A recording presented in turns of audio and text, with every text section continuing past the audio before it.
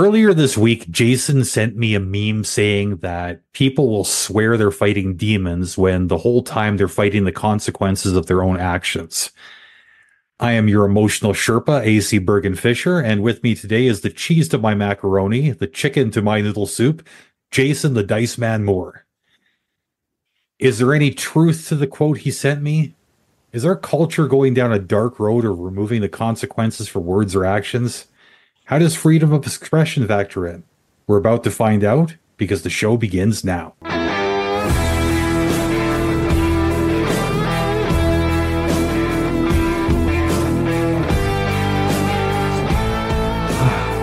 Hello, Steve. How are you? The chicken to my noodle soup kind of threw you off, didn't it? Yeah. Buck. I was absolutely, not thrown, but put in my own place by that comment about people thinking they're running from demons, but they're not dealing with their own consequence.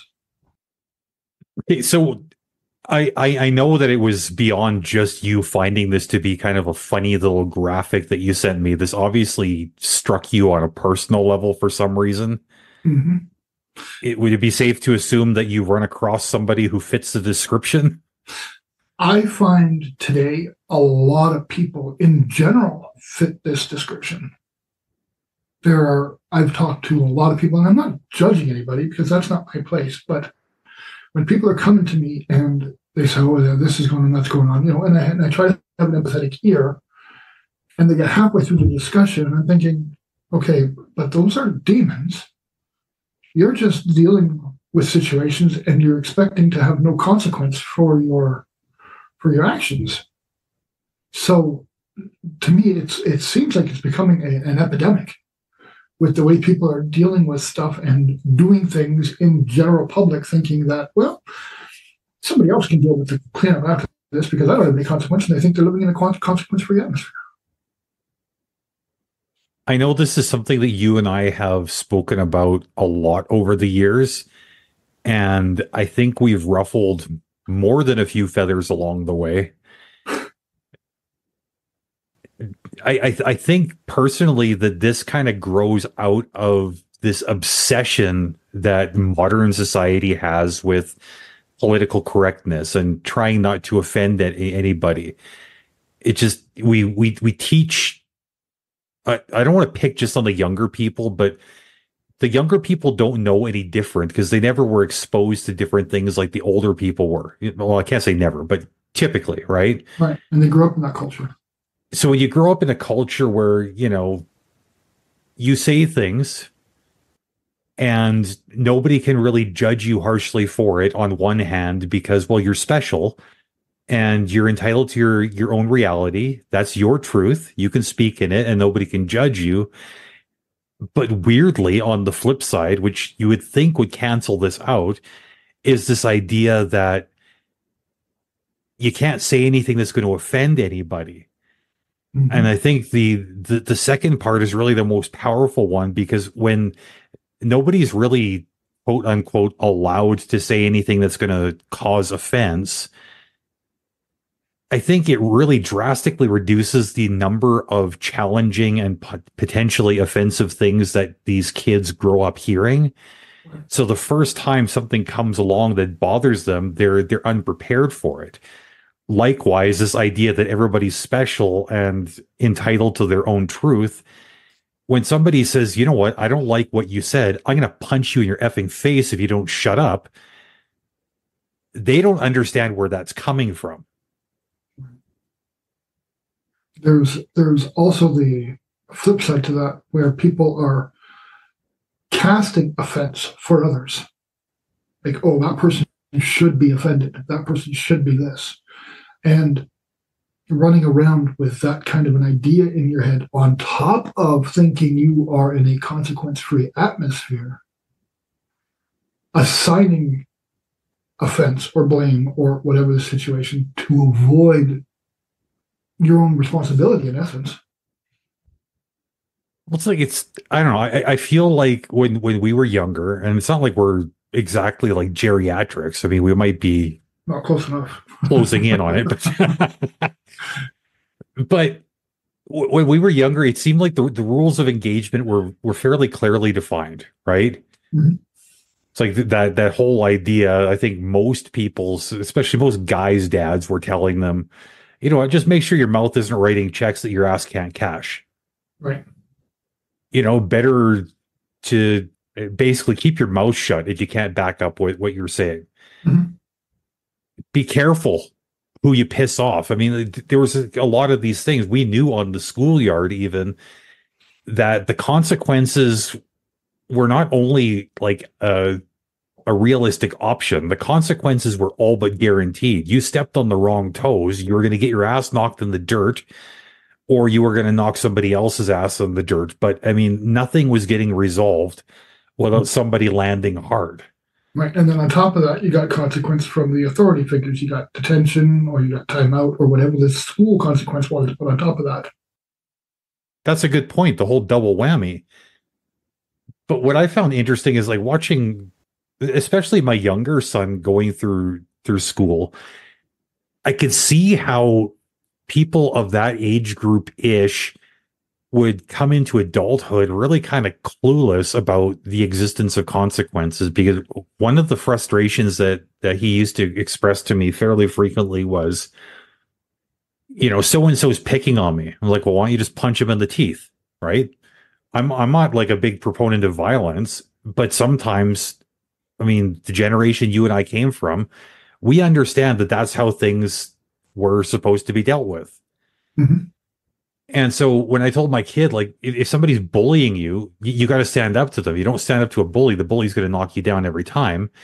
He said, well, I'm not allowed to do that. I said, well, what are you supposed to do? He said, well, I'm supposed to tell the teacher. And I did tell the teacher, but then the teacher said that she couldn't do anything. And right there, it's like, okay, they're obviously they're asking for consequences. They're expecting consequences, but the consequences never come, either to protect themselves from external influences or to protect the other people from them. I mean, when you notice that some jerk is always getting away with things, how long does it take you to figure out, you know what, I could be a jerk too, and nothing's going to happen? Mm-hmm. Yeah. Well, and just stepping back for a second on the conversation you made before, when we were younger, yes, consequences was all but guaranteed. But in the same respect, we have to look at when we were younger and we did something wrong, one of two things happened. Either you got into a fight about it and then you got your consequence from the teacher, or you owned your stuff and you went up and apologized. And once you were pointed out that, hey, what you did was offensive, part of the lesson was learning how to accept responsibility and apologize and deal with. Finish, complete, close the package, and you walk away. These days, there isn't even a package. There's a statement, an accusation, and a walk away. And I don't know, like, you've got more than one kid, so you understand that, like, when you're parenting different people, you're parenting different personalities when you've got different children, right? Mm-hmm. With my older kid, they seemed a little bit too eager to fight sometimes. Right. And so what I had to teach them was, look, I would really prefer that you follow these 3 steps, right? You start off with using your words. Try to talk your way out of it. If you can't resolve things verbally, use your feet. Try to walk away. Yeah. If your words and trying to put distance don't work, and this other person just won't drop it, then hit hard, hit fast, hit low. But walk away. Walk away intact, right, without anybody following you.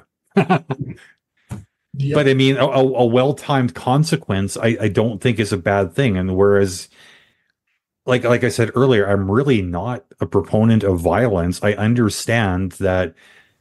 I mean, I don't want to limit this just to violence, but sometimes a harsh reaction, a bold reaction, is absolutely necessary to resolve a situation. It doesn't even necessarily have to be a physical conflict. It could be something as simple as, you know what, like this guy at the office keeps on taking half of my sandwich out of the fridge. Mm-hmm. Well, if he's never going to see any consequence to that, well, is he going to stop eating your sandwich? No. And most of us, we don't want to go to the boss and say, well, you know, Jerry keeps taking half my sandwich and my feelings are hurt. No, we're going to sit there. We're going to feel frustrated. And people like you and me, we're going to feel kind of like, okay, the way things used to be is really pushing up on me. And I want to go knock this guy down in the parking lot. Mm-hmm.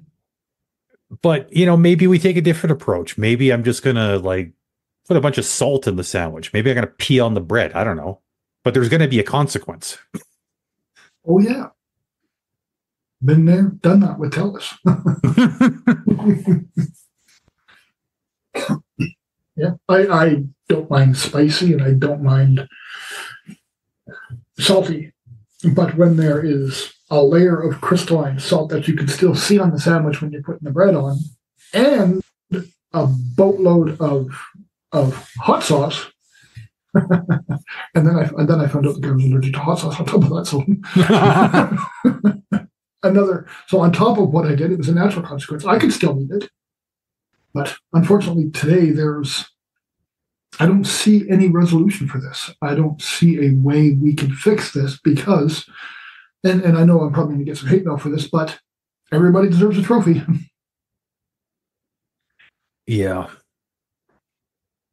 And I don't know. Like I kind of like, you know, what you said, that phrase, natural consequences. Mm-hmm.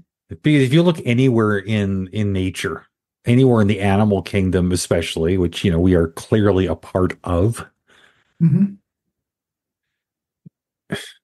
these consequences do present themselves. The young lion challenges the old lion. Either the young lion's going to win, or the old lion's going to use his experience and he's going to beat down the young lion. And the young lion's learned, you know what? I'm not ready for this. I better sit down and shut up. Yep. We see this everywhere in nature. For some reason, we try to rise above this. But it's not something to rise above. I honestly think it's something to embrace to a certain degree. Right. Now, maybe not necessarily physically. You know, I believe that short of protecting yourself, you know, physicality really does not have a place unless you're with like-minded people. You know, like if there are people that enjoy fighting and there's a fight club kind of scenario, all power to you. I got no issues with that. But again, it still has natural consequences. As does bullying. You know, I've ran in when I was young. I went to Warden Avenue Public School in Scarborough, Ontario, and there was a bully, and every day he would punch me in the gut. And I think this is where all the anger was from. But this went on for about 6 months. And finally I got so mad, and I was the wimpiest kid below grade 7. I was, oh my gosh, I was such a weenie. But this would go on and on and on. And one day I took a stance. And I went to hit him when he came at me. And no word of a lie, as I was hitting his face, he tripped backwards, trying to get away from my fist. So it looks like I punched him. And he spun himself, I guess, to try to catch himself. And his face hit a rock. Oh, no. And it looked like I broke his teeth by punching him in the mouth. And nobody ever messed with me again. Until I went to high school. But natural consequence, because honestly, I don't even think I even touched him. As I was hitting him, he fell. So it was perfect coincidence. But natural consequence turned me into a tough guy. No, I just like, I find this whole thing kind of frustrating. And now that, you know, we get a little bit farther into the conversation, I realize that when I think back on my younger kids' experience in elementary school, saying, well, you know, I'm supposed to tell somebody, and I did tell somebody, but nothing happened. I do think that is the case for many of us as adults as well. Mm-hmm. You know, like I saw my neighbor steal my barbecue. I call the cops. The cops say, well, do you have any witnesses? Well, I saw the guy take it. It's in his garage right now. And the cop says, well, my hands are tied. There's nothing I can do.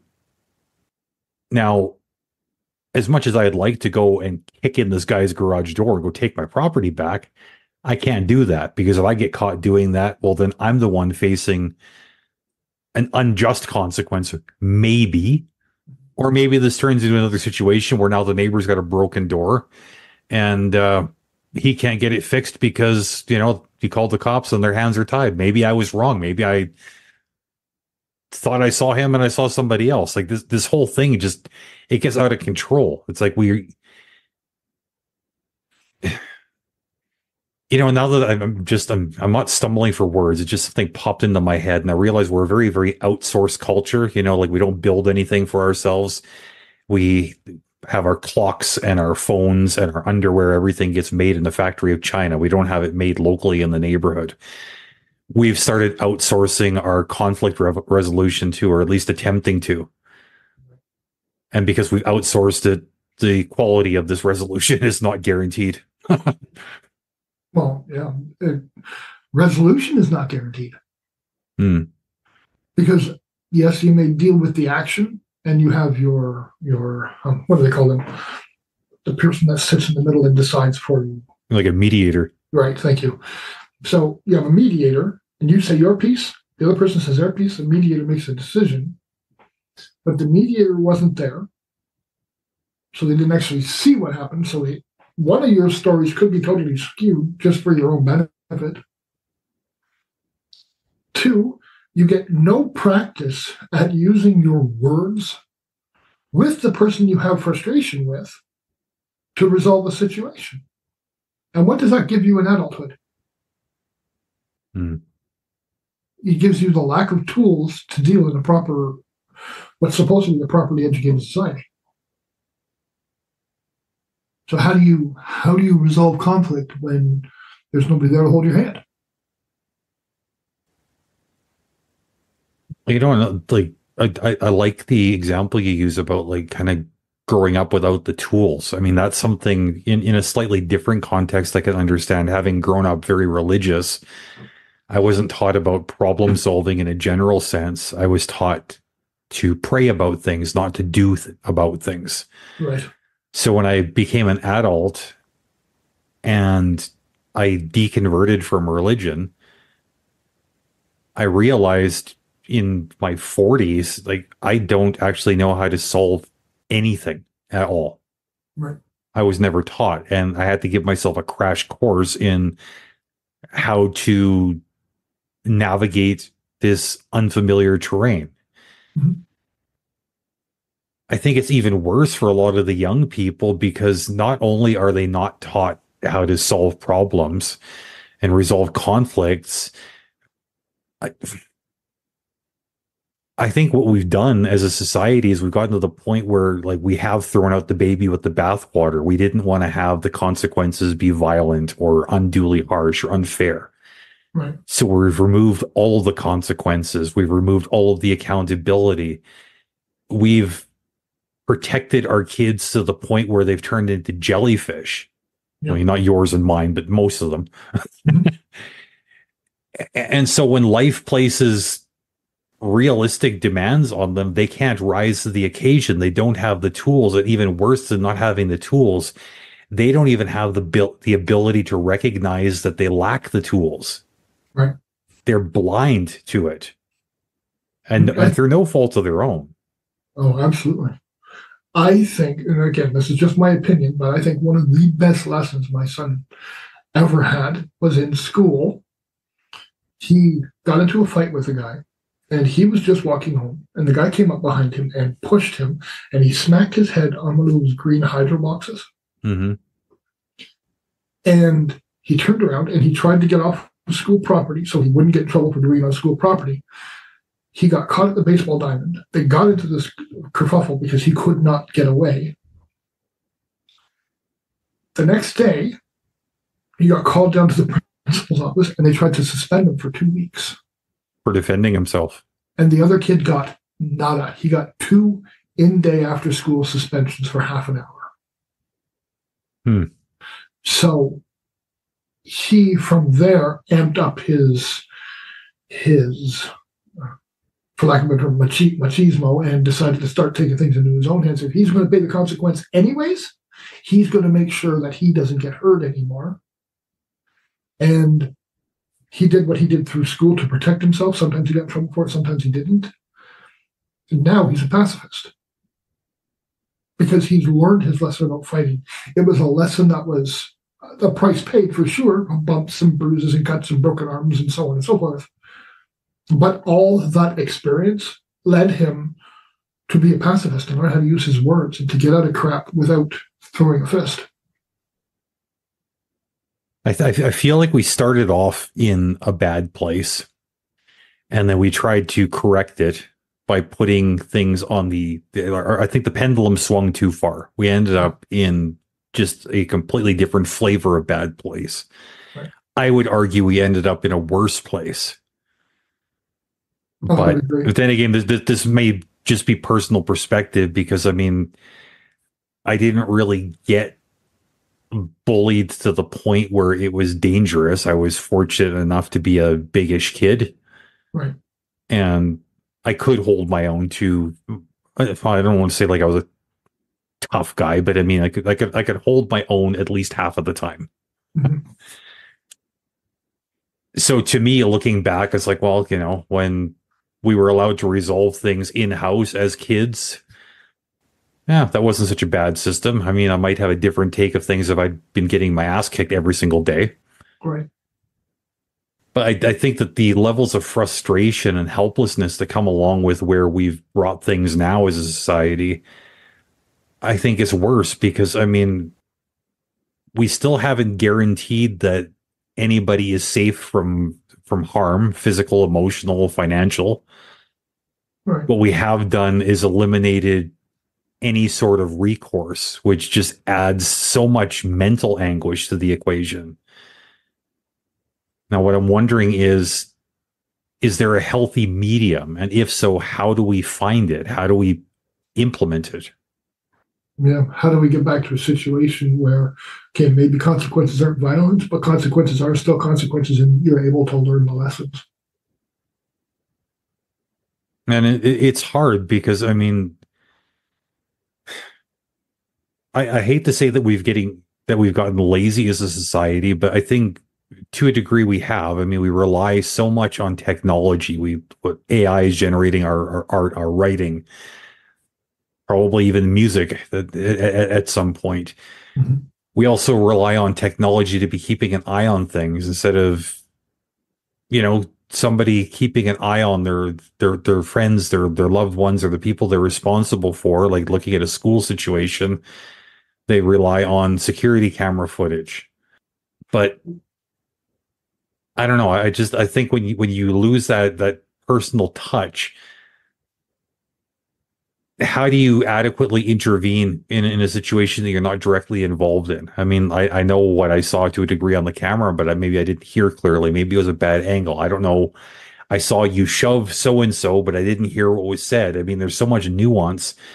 The technology doesn't substitute there being an actual teacher there watching the kids. Right. You know, and to go hand in hand with that, a silly example, but how many phone numbers do you remember?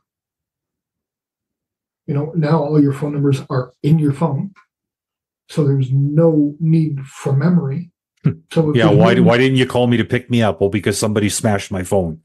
Right. You know, it correlates, I think, perfectly on a sideways step to, if you don't have the experience, how do you remember to deal with the same kind of type of scenario later on in life? Because your teacher's not going to be there. You can't go to your teacher and tell your teacher, what are you going to do? Walk to the shop owner and say, this guy smacked me in front of your store. What are you going to do about it? Yeah, I don't want to get involved. Yeah. And that's the other angle of today's society. You know, how do you get a consequence when nobody wants to get involved because everybody's afraid of over consequence? It's such a weird thing, you know, like on one hand, there's this constant anxiety and struggle that's caused by a lack of consequences, but that lack of consequences going hand in hand with an overwhelming fear of consequences, because it just seems like the wrong people get punished. Mm-hmm. And the people that really have something coming to them, they just seem to get away with it over and over and over again. And what I'm worried about too is, like back when I was doing heritage house restorations, there was a lot of times where there would be like a case of there'd be something rotten. And the craftsmanship that had gone into originally building the thing, whatever the thing may be, it was a lost art because all the people that knew how to do it were dead. Yep. And now I had to come in and figure out how to reverse engineer this stuff and figure out how to fix it in a believable way. And, from 30 feet away, a lot of times my work looked just fine. But if you got up close, you'd know that compared to these old school craftsmen, I was a no talent hack, which is saying something because I was very, very good at my job. Now, all of that to say this, if we get to a point where conflict resolution becomes a lost art, where implementing meaningful consequences in a fair and equitable way becomes a lost art, what then? Because we will have thrown away one or two of the products of 200,000 years of human evolution. Yep. Yeah, we're now living in a society that doesn't know how to deal with going to the bathroom. So I mean, I don't know. I hate ending up on a really like doom and gloom pessimistic note. Mm-hmm. Well, sometimes it happens. I'm just not really sure how to put a positive spin on this. Well, let me ask you a question. If you were in control of this, and I'm asking you because you're more of a pacifist than I am. You're not, like, I'm not saying you're not a pacifist, but you're definitely not as violent as I am. Mm-hmm. What do you see as a fix going forward? If you're an individual and they come to you, the world comes to you and says, KAC, what do you think the fix is? What do you see? I think it starts with the kids. I think in most cases, by the time you get a person to adulthood, they've got so many bad habits and they're so detached from their own good human instincts that the chances of teaching them to do something in a smart way, pretty slim. But if we could get back to the younger people, how I used to deal with things with my two kids, like, well, you had a boy and a girl. I had two boys, but I mean, I think we had a lot of the same stuff because your girl was a bit more scrappy than most. My girl was tougher than my son. My son was pretty tough, yeah. Right. But there would be quite often these kids would just be swirling around each other like two Tasmanian devils, and I would just get tired of hearing about it. And it's like they would come to me, Dad, so and so said this and this and this. So and so said that this and that, and then they would both start talking over each other, expecting me to fix it. And the reality was that, well, I had overheard some commotion and some nonsense. I wasn't there enough where I could say, okay, child one, child two's got a point. You're being a dickhead. Stop it. Mm-hmm. It also didn't seem fair to me. It was like, oh, they're both arguing over whose turn it is with the basketball. I didn't want to be that guy. I'd be like, you know what? It's my ball now. Right. Because that just seemed kind of like, okay, then I'm punishing the kid who was right. So what I used to do was, and maybe this was the wrong thing, but it seemed to work, at least with my kids. And there may be some version of it that works with other kids. I'm not saying follow my formula. I'm just saying, look, this is an example of the type of thing you might want to try. Might want to try. Might. Okay.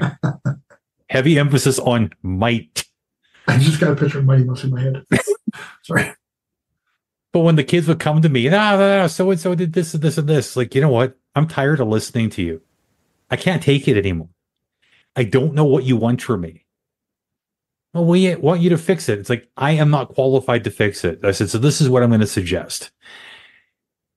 Right now, I see three problems. One is child one is upset. The other one is child two is upset. The most important issue is that dad's getting upset because dad's trying to relax on his day off, and instead he's got to listen to this nonsense. So this is what I want you to do. I'm not fixing anything. You guys hate each other. You want to fight. You go into the backyard and you stay out into the backyard until you guys have figured out a way forward. I don't care if you got to beat each other on conscience. I don't care if you want to sit down and have a conversation. I don't care if you want to dig a hole and like just crawl into it. I don't care. Figure it out. Mhm. And 9 times out of 10, when they realized that I wasn't going to be the one to initiate a consequence, they were able to very, very diplomatically negotiate what the consequence was going to look like. It's like, okay, well, it wasn't like they were punishing each other. They would actually like punish themselves. Like the younger one would be like, okay, well, like he knew he was tougher than his older brother. And be like, okay, well, it wasn't fair. I'll try not to push you so hard next time. The other one would be, okay, well, I'll try not to mouth off so much, like I'll shut up if you promise not to push me. And then they could play. Or a case of, look, we can't get along playing basketball. Why don't we go play with action figures for now while we cool off? It's like they always managed to come up with a solution that was better than me coming in and saying, okay, everybody go into your rooms and shut up. Right. They were still young enough where they were in touch with their instincts. So I think if we afford, I don't even want to say push the kids, just afford them the opportunities to tap into their instincts a little bit more often, see what happens. Mhm. And like in a school situation, just like in a family situation, I'm sorry, the adults know who the troublemakers tend to be. Mhm. If nothing else, you know who the noisemakers are. If you pay attention to the noisemaker, you'll find out if the noisemaker is the one starting the trouble or if it's the one just reacting to the trouble. Either way, you get a clearer view of the situation and you're in a better position to guide them forward. Mhm. Yeah. I one time got very frustrated. Both the kids came up to me. This is happening, that's happening, that's happening. Okay, well then we'll deal with it, whatever. Then kid number 2 comes upstairs. Dad, this is happening, that's happening, this happening. You know what? Kid number 1 just came up and told me that. So go deal with it. 15 minutes later, back upstairs again. Both of them. Blah, blah, blah, blah, blah, blah, blah. No, no, blah, blah, blah, blah, blah, blah, blah. No, no, no, blah, blah, blah. Okay, stop. Blah, blah, blah. Freaking stop. You sit there. You sit there. What do you see being the problem, kid number 1? Kid number 2 did this. Okay, kid number 2, what do you see being the problem? Kid number 1 did this. Talk to each other. So they would start talking. Well, I see this. Well, I see that. And sometimes it grew to an argument. And as long as their butts didn't get off the couch, they were allowed to argue about it because a lot of the times physicality came into it when they were younger. Mm. And I sat there once for like 45 minutes listening to them to just spout and get things off their chest. And a lot of the times, neither of them was really doing anything wrong, but neither of them were able to deal with the situation because neither were telling each other properly what was going on. And the resolution came from them arguing about it, getting to a heightened state of argument, and then bringing themselves down and then talking about it, and then realizing where the problem is. The minute I was standing there and they knew they weren't going to get in trouble for arguing and they argued it out, the resolution appeared itself. And I think a lot of the problem is stemming from people not affording proper consequence. Well, just come over here and don't worry about that. Ignore it. Well, you can't sweep things under the rug. I mean, that's just common sense. But that's one of today's go-tos. When you're talking about like you're describing the situation with your kids, and now that I think about it in retrospect a little bit, the situations with my kids, I realize that at the heart of most of the conflicts, I can't say all, But at the heart of most of the conflicts was just a communication breakdown, and that's why things just got spicy. Mhm. Now, I think that there's so many restrictions placed upon the ways that people are allowed to communicate in this day and age. And I'll keep on harping on this forever. I don't care how tired certain people get of hearing of it. I don't like political correctness. I think political correctness is a barrier to free and open communication. Mhm. And as we've learned both firsthand and through observation of other people's behavior, when you place obstacles in the way of free and open communication, frustration builds. When frustration builds, the whole situation just breaks down and gets ugly. We need to figure out how to just grow up and have a conversation with people. You're going to hear some things you don't like to hear sometimes. You're going to say things that maybe like other people don't like to hear sometimes. I mean, that's the trade-off. You are going to get your turn.